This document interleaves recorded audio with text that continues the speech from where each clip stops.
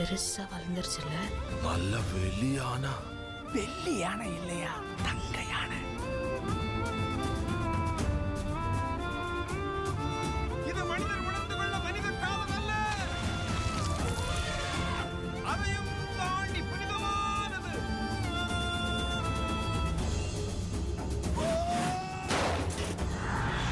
எனக்கு என்னமோ அந்த யானையை பார்த்தா மதம் பிடிச்ச மாதிரி தெரியுது. திரும்ப கையில் சிக்கணும், சக்கத்தக்கே ஆக்கிடும்.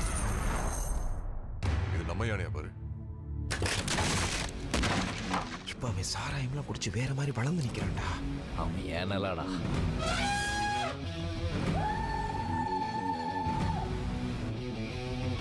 யானை அங்க இருக்கு. செத்துருச்சு செத்துருச்சு.